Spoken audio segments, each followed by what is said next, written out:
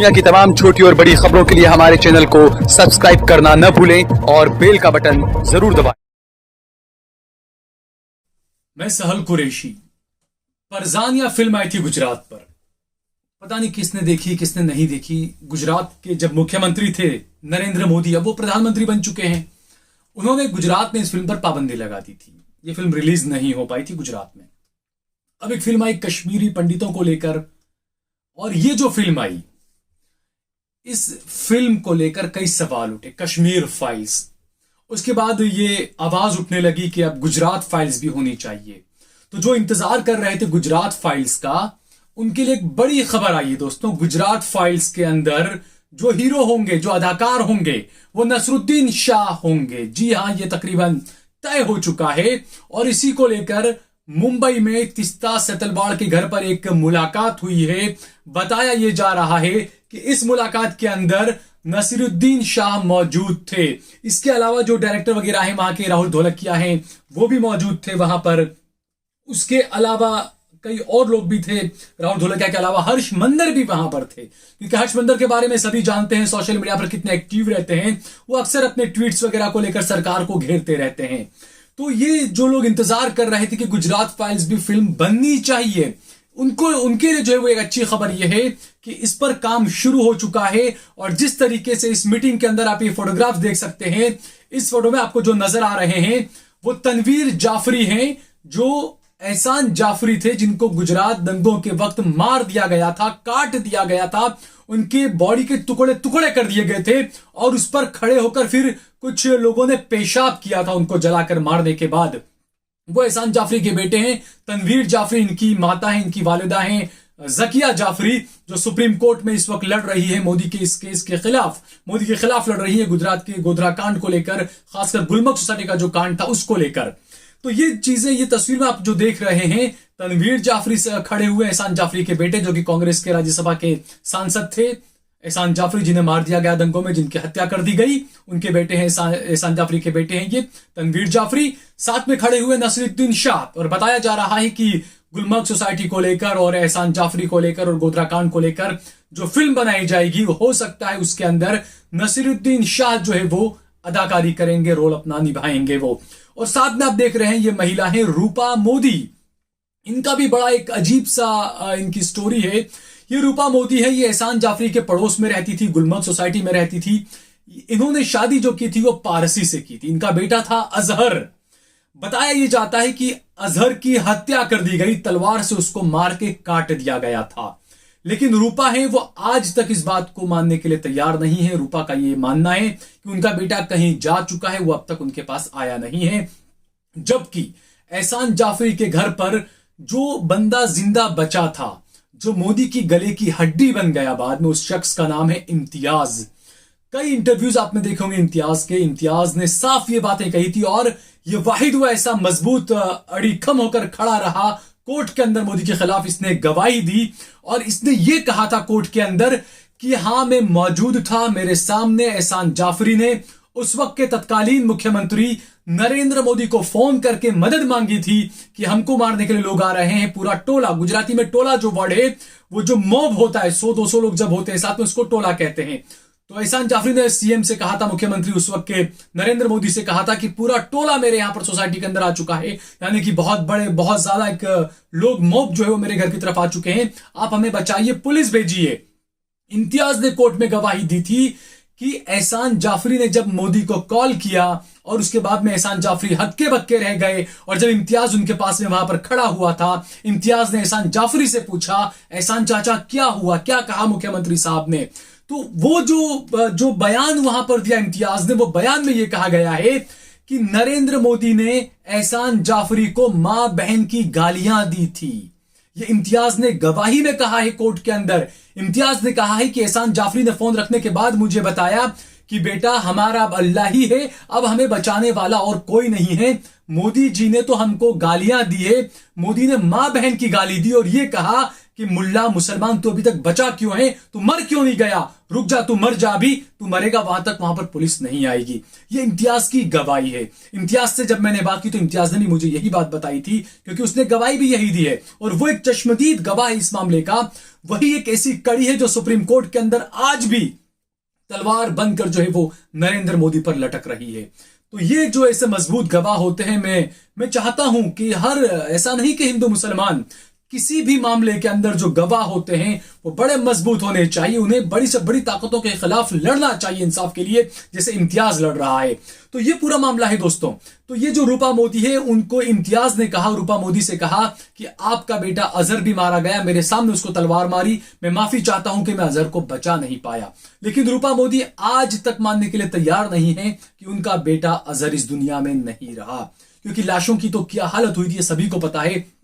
टुकड़े कर दिए गए थे, जला दी गई थी लाशें, पहचान पाना मुश्किल था कि कौन सी लाश किसकी है। और जैसा मैंने बताया कि एहसान जाफरी को तो जलाया गया, उनके टुकड़े किए गए, उसके बाद में उनको पर पेशाब तक किया गया दोस्तों। और एहसान जाफरी जो है वो दाऊदी वोहरा बिरादरी से आते हैं, जो दाऊदी वोहरा जो होते हैं उस बिरादरी के थे एहसान जाफरी। तो ये काफी मामला उठा था, कांग्रेस के सांसद थे वो, सोचिए आप उस टाइम के कि एक सांसद को जलाकर, जिंदा जलाकर मार दिया गया था। तो ये जो है ये असली गुजरात फाइल है दोस्तों। और इसी को लेकर जो है वो मीटिंग हुई तीस्ता सेटलवाड़ के, वहां पर बताया जा रहा है कि 26 या 27 मार्च को ये मीटिंग हुई है। और इसमें ये जिस तरीके से जो लोग हैं, तस्वीरों आपको हम दिखा रहे हैं, आप दूसरी तस्वीर भी देखिए, ये जो तमाम लोग हैं उससे यही साफ नजर आ रहा है कि जो गुजरात फाइल को लेकर जो बातें सामने आ रही है, तो ये नसीरुद्दीन शाह जो है वो इसके अंदर अपना रोल अदा करेंगे। इसके अलावा जैसा हमने बताया कि राहुल ढोलकिया भी मौजूद थे, तीस्ता सेतलवाड़ मौजूद थी, रूपा मोदी मौजूद थी। इसके अलावा गुलमर्ग सोसाइटी और नरोड़ा पाटिया के जो विक्टिम लोग थे, जिनके परिवार के 10-10, 12-12 लोग जो है वो इस दंगे के अंदर मारे गए थे, उन परिवार के लोग भी यहां पर मौजूद थे। यानी डायरेक्टरों ने और जो एक्टर है नसीरुद्दीन शाह, उन्होंने जो है वो इन तमाम लोगों से बातचीत की है। तो हो सकता है कि ये बात अब परवान चढ़ रही है कि जिस तरीके से कश्मीर फाइल्स का एक झूठा पुलिंदा बताया गया, तो इस तरीके से गुजरात फाइल जो है हकीकत लोगों के सामने दिखाया जाएगा कि देखिए कश्मीर को तो आप भूल जाइए, गुजरात में किस तरीके से नरेंद्र मोदी ने क्या क्या कांड किए थे, जो आरोप उन पर लगे हैं, वो जो है वो अब ये फिल्म के जरिए साफ होगा। और ये पहली झलक, इसे आप कह सकते हैं गुजरात फाइल की ये पहली झलक होगी कि नसीरुद्दीन शाह जो है उसके अंदर अदाकारी करेंगे। क्योंकि हमने देखा गुजरात फाइल में नसीरुद्दीन शाह के दोस्त अनुपम खेर जो है वो अदाकारी कर रहे थे। दोनों एक्टर की अगर बात करें जाती तौर पर मैं कहूं तो दोनों बड़े बेहतरीन एक्टर हैं, बड़े बेहतरीन अदाकार हैं। क्योंकि अनुपम खेर क्योंकि थिएटर आर्टिस्ट रहे हैं, बहुत अच्छी एक्टिंग करते हैं। नसीरुद्दीन शाह भी जो है वो अच्छी एक्टिंग करते हैं, बड़े अच्छे एक्टर रहे हैं, वो भी थिएटर आर्टिस्ट रहे हैं। तो ये फिल्म जो हो सकता है, जैसी बातें जो चल रही है, तो जल्द ही ये सामने आएगा। और ये तकरीबन तय हो चुका है कि नसीरुद्दीन शाह ही इसके अंदर बड़ा रोल अदा करेंगे। क्योंकि गुजरात पर एक फिल्म बनी थी परजानिया, जैसा मैंने बताया कि मोदी ने उसको गुजरात में रिलीज नहीं होने दिया था। उस फिल्म के अंदर भी जो अदाकार थे, जो हीरो थे, वो नसीरुद्दीन शाह ही थे। तो हो सकता है कि अब जो फिल्म आएगी उसमें भी नसीरुद्दीन शाह ही जो है वो एक्टिंग करेंगे। और उसके अंदर, इस फिल्म के अंदर माना जा रहा है 2 रोल काफी अहम होंगे। एक तो जैसा मैंने बताया, जिसने कोर्ट के अंदर हर बार गवाही दी मोदी के खिलाफ, इम्तियाज। तो ये फिल्म के जरिए इम्तियाज बताएंगे कि आखिरकार क्या हुआ था 28 फरवरी के दिन, क्या हुआ था, किस तरीके से एहसान जाफरी को मारा गया, उनको काटा गया, किस तरीके से मुख्यमंत्री को फोन किया गया था, क्या क्या चीजें हुई, वो बताया जाएगा इस फिल्म के अंदर।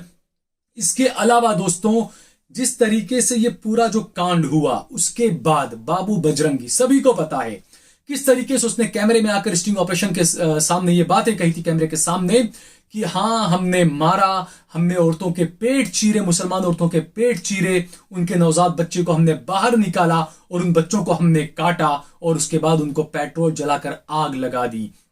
ये बाबू बजरंगी कह रहा था कैमरे के सामने दोस्तों। और उसके बाद बाबू बजरंगी ने यह भी कहा कि हम पेट्रोल लेने के लिए जब गए तो पेट्रोल पंप पर कहा कि अच्छा मुसलमानों को मारने के लिए, जलाने के लिए ले जा रहे हो, लो पेट्रोल आप फ्री में ले जाइए।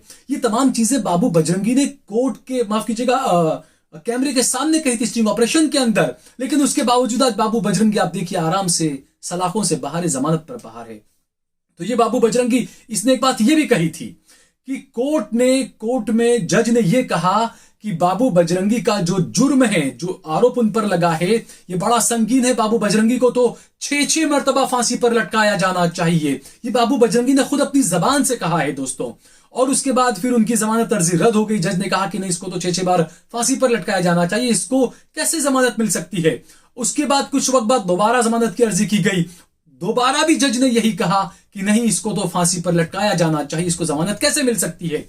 बाबू बजरंगी जमानत रद्द होने के बाद में कैमरे पर ही बताता है कि उस वक्त मोदी जी ने मुझसे कहा कि आप बिल्कुल बेफिक्र रहिए, मैं एक अच्छा अपना जज लेकर आऊंगा और उसके बाद में सब रिहा हो जाएंगे। और हकीकत में वही हुआ दोस्तों। आप देखिए कि आप सोचिए, गुजरात में जब अहमदाबाद के अंदर सीरियल धमाके हुए थे, उसमें जो भी 50-55 लोग मारे गए थे, तो जो धमाका करने वाले जो लोग थे, जिन पर आरोप लगे, उन 28 लोगों को फांसी की सजा सुना दी गई दोस्तों। आप सोचिए, उसमें 50-55 लोग मरे थे। जबकि गोधरा कांड के अंदर हजारों मुसलमान मारे गए, गुलमर्ग सोसाइटी के अंदर 45-50 मुसलमान मारे गए, लेकिन उनके जो आरोपी थे माया कोडनानी और बाबू बजरंगी वगैरह, आप सोचिए उन्हें फांसी की सजा नहीं हुई। उन्हें सजा जो भी उम्र कैद किया, जो भी सजाएं हुई, ये तमाम आप ज्यादातर लोग इनमें से जो है वो सलाखों से बाहर है जमानत पर। हालांकि जुर्म दोनों का एक ही है कि उन्होंने भी इंसान को और इंसानियत को मारा धमाका करके, और इन लोगों ने भी इंसान को और इंसानियत को मारा दंगों में। लेकिन कानून ने किस तरह का फैसला किया, ये सभी के सामने है। हम न्यायपालिका पर सवाल नहीं उठाते हैं, हम सिर्फ बता रहे हैं कि किस तरीके से फैसले हुए हैं और किसको क्या क्या सजाएं हुई है। तो एक बार जो ये कश्मीर फाइल्स फिल्म आई, इसमें जो चीजें बताई गई, उसमें कई चीजें छुपा दी गई थी, ये सभी को पता है। अब तो ये बताने का कोई औचित्य बचा नहीं है कि मैं आपको बताऊं कि देखिए इस फिल्म में क्या दिखाया गया था या क्या नहीं दिखाया गया था। लेकिन गुजरात फाइल्स जो बनेगी, ये यकीनन जो है वो मोदी के लिए एक बड़ा, वो कहते हैं ना, कांटे वाला रास्ता साबित हो सकती है। और लोगों को ये जानने का मौका मिलेगा कि आखिरकार गुजरात में क्या हुआ था और कैसे हुआ था। इस वीडियो को ज्यादा से ज्यादा शेयर करिए। अगर आपको ये वीडियो पसंद आए तो इस पर कमेंट करिए, इसे लाइक करिए। और अगर आपने हमारा चैनल देश लाइव सब्सक्राइब ना किया तो हमारे चैनल को जरूर सब्सक्राइब करिए, और आप ज्वाइन बटन दबाकर और हमारे नंबर पर गूगल पे और पेटीएम के जरिए हमें ज्यादा से ज्यादा सहयोग करिए। आप देख रहे हैं देश लाइव, देश की आवाज।